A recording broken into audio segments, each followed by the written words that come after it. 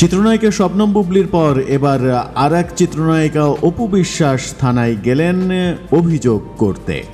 অরুচিকর, মিথ্যা, বানোয়াট ও ভিত্তিহীন তথ্য প্রচারের অভিযোগে এবার পুলিশের দ্বারস্থ হয়েছেন ঢাকাই সিনেমার নায়িকা অপু বিশ্বাস। বৃহস্পতিবার রাজধানীর ভাটারা থানায় একটি সাধারণ ডায়েরি করলেন এবার তিনি।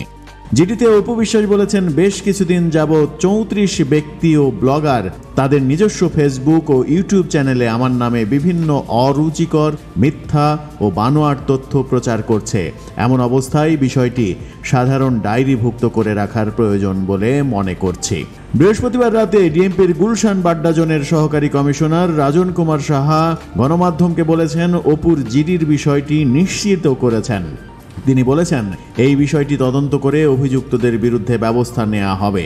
পুলিশ সূত্র বলছে, বুবলি ফ্যান, সীমান্ত, ভাইরাল নিউজ বাই তোমা, 5 টিভি বাংলা ও রাইদ রবি সহ 34টি ফেসবুক পেজ ও ইউটিউব চ্যানেলের নাম উল্লেখ করেছেন অপু জিডিতে। এর আগে চিত্রনায়িকা বুবলি থানায় অভিযোগ করেছেন একই কারণে। এই দুই নায়িকা শাকিব খানের সাবেক দুই স্ত্রী কেন হঠাৎ করে থানায় অভিযোগ দায়ের করছেন, কি কারণ সেটি এখনো পরিষ্কার না হলেও তাদেরকে নিয়ে যে নানা রকমের মিথ্যা, বানোয়াট তথ্য বিভিন্ন ইউটিউব চ্যানেল এবং অনলাইন পোর্টালে দেয়া হয়, এটি অস্বীকার করার কোনো উপায় নেই।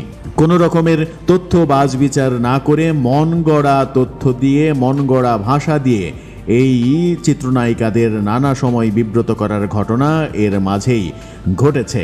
অপু বিশ্বাস ইউটিউবারদের দায়ী করলেও বুবলির জীবনে আরেকটি ঘটনা ঘটেছে।